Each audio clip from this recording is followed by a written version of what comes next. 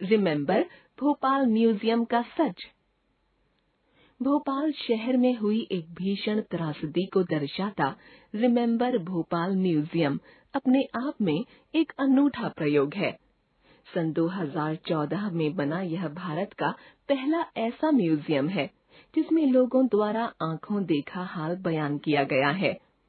यह बात 2 और 3 दिसंबर 1984 की रात की है, जब अमेरिकी company union carbide India limited के कीटनाशक कारखाने से 40 टन से भी अधिक मात्रा में रिसी मिथाइल आइसोसाइनाइड MIC नामक जहरीली गैस के कारण 5 लाख से भी अधिक लोग प्रभावित हुए।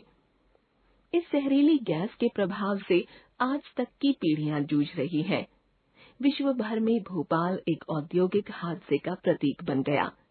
रिमेंबर भोपाल म्यूजियम में मौजूद है फोटो, पोस्टर, दस्तावेज, गैस पीड़ितों के बयान, गैस त्रासदी के बाद जिन डॉक्टरों ने पीड़ितों का इलाज किया उनके बयान, यूनियन कार्बाइड में काम कर रहे कर्मचारियों के बयान, यूनियन कार्बाइड के विरुद्ध कानूनी लड़ाई लड़ रहे सामाजिक कार्यकर्ताओं के बयान और पीड़ितों के मुआवजों के लिए लड़ने वाले वकीलों के बयान, जिन्हें म्यूजियम में लगे टेलीफोनों द्वारा सुना जा सकता है।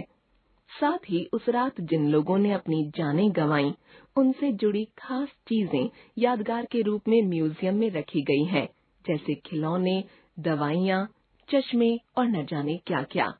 इस गैस हादसे से जुड़ी हर चीज को अलग अलग कमरों में संजो कर रखा गया है, जैसे dark room, Anderson room, medical room, protest room तथा लॉ रूम।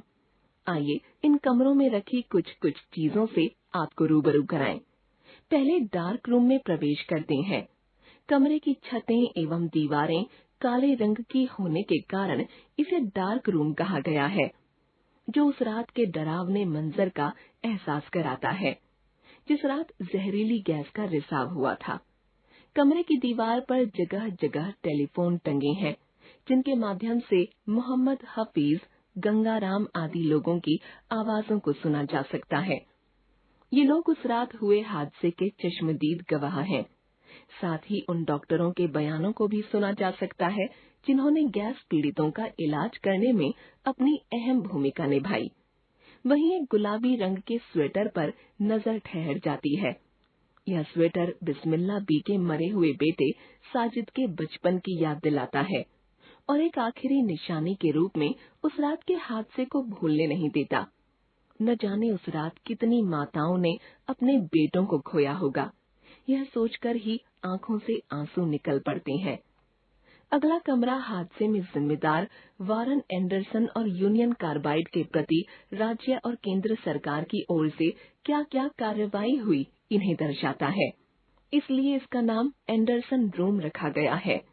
इस कमरे की बाईं दीवार पर एक बर्तन टंगा हुआ है। बर्तन की शक्ल जहरीली गैस के प्रभाव को बयान करती है। कुछ आगे बढ़ने पर मेडिकल रूम दिख जाएगा। इस कमरे में प्रवेश करते ही दाईं दीवार पर एक स्टेथोस्कोप दिखाई पड़ेगा, जिसे डॉक्टर H त्रिवेदी ने गैस पीड़ितों के इलाज के लिए इस्तेमाल किया था। और तो और दवाइयों की कुछ बोतलें। त्रासदी का वह मंजर किसी सदमे से कम न था।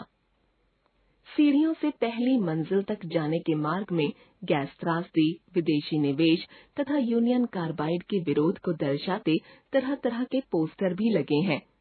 जानते हैं, Eveready battery Union Carbide company की ही थी और आज भी बहुत से लोग इसका प्रयोग नहीं करते।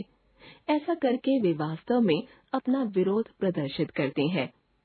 पहली मंजिल के दूसरे कमरे में हादसे के बाद लोगों ने कब और कैसे विरोध प्रदर्शन किया, यह उनके प्रोटेस्ट या संघर्ष की कहानी कहता है। इसे प्रोटेस्ट रूम नाम दिया गया है।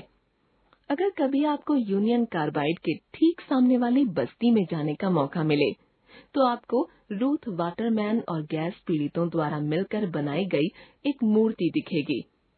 मूर्ति की रंगाई गंगाराम ने की थी, जिसने उस रात के हादसे को देखा था। उनका रोलर और पेंट दोनों ही मूर्ति के पास रखे गए हैं।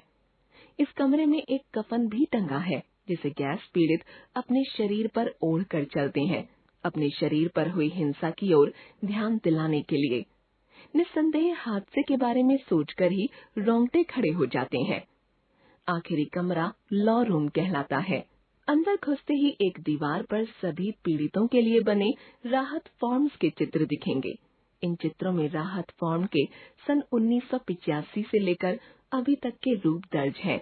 साथ ही वकील संतोष कुमार की डायरी और दस्तावेज भी हैं, जिनका उपयोग गैस पीड़ितों को उनका हक दिलाने के उद्देश्य से कानूनी लड़ाई में हुआ था।